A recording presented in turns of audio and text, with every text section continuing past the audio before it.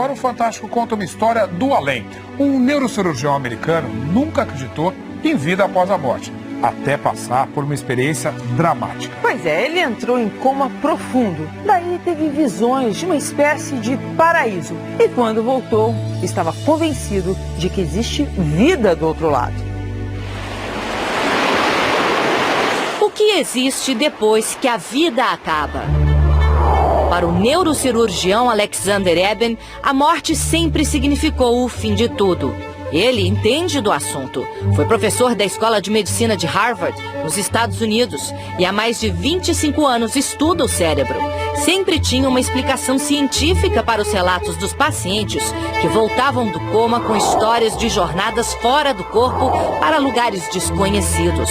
Até que ele próprio vivenciou uma delas. E agora afirma: existe vida após a morte. 10 de novembro de 2008, o Dr. Alexander é levado às pressas para o hospital com fortes dores de cabeça. Ao chegar lá, é imediatamente internado na UTI. Em poucas horas, já estava em coma profundo.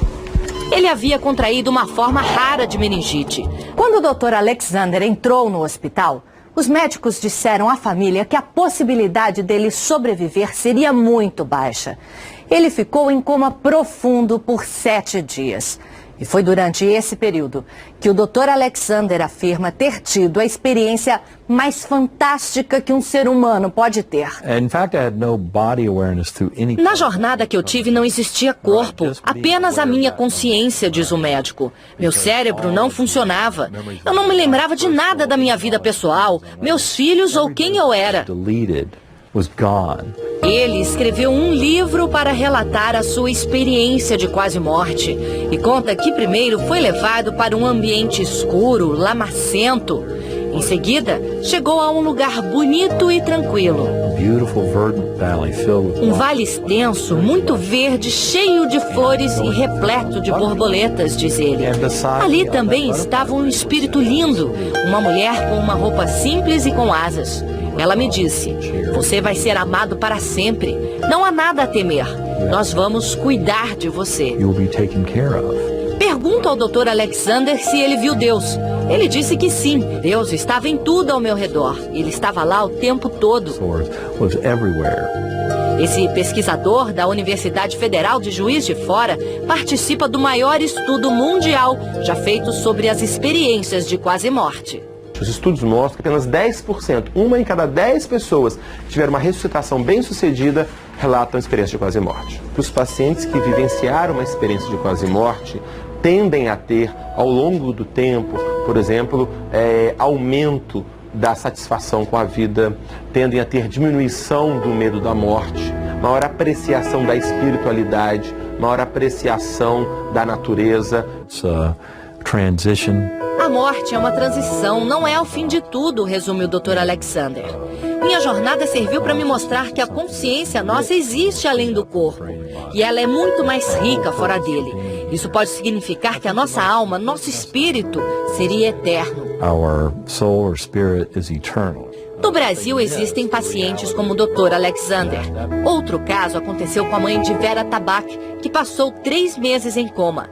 Ela voltou contando uma história incrível. Que ela confessou que tinha estado nesse período de coma, ela se viu como se fosse um quarto de hospital, sempre numa cama, com várias pessoas em volta, de branco, e ela disse que ela tinha feito um acordo, que eles tinham dado mais 20 anos para ela, que ela ia conseguir criar os filhos e depois ela ia embora.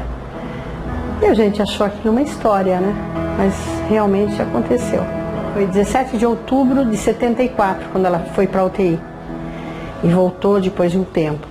Quando passou 20 anos, em 94, em abril ela começou a se sentir mal. 5 horas da manhã, 18 de outubro de 94, ela morreu. Porque ela sempre dizia que na vida só não tinha jeito para a morte, né? E depois que ela voltou, ela disse que até para a morte tinha jeito. O Dr. Alexander diz que por 2 anos tentou achar uma explicação científica para o que aconteceu com ele e com outros pacientes. Queria saber se tudo podia ser uma ilusão produzida de alguma maneira pelo cérebro. E cheguei à conclusão de que não há como explicar. Não foi alucinação, não foi sonho. Mas nem todos concordam. O professor de neurociências da Universidade de Colômbia, Jim Mobbs, diz que é difícil acreditar num desligamento completo do cérebro e que mesmo no caso do Dr. Alexander, outras áreas do cérebro podem ter permanecido ativas, provocando as sensações que ele descreve. The brain's very good at making up reality. O nosso cérebro é muito bom em transformar a realidade.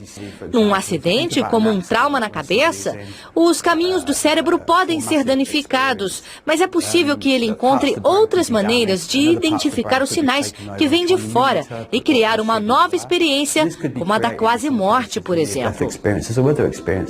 Analgésicos fortes e a baixa oxigenação do cérebro durante estados de coma podem explicar que luzes e sons estranhos sejam percebidos pela mente. E a sensação de estar fora do corpo já foi induzida artificialmente em muitas pesquisas. Eu acho que essas experiências de quase morte, na realidade, são uma maneira do cérebro lidar com um trauma. A ciência ainda não tem respostas conclusivas sobre as experiências de quase morte. A grande discussão que existe hoje é: a mente é um produto do cérebro? O cérebro produz a mente? Ou a mente é algo além do cérebro, mas que se relaciona com o cérebro? Independentemente do que tenha acontecido, diz a esposa do Dr. Alexander, para ela, que ficou ao lado do leito do hospital esperando o marido voltar, o final foi feliz. Quando chegamos em casa e sentamos no sofá, não conseguia acreditar que ele estava lá, sentado junto comigo de novo. We were there sitting on the sofa together.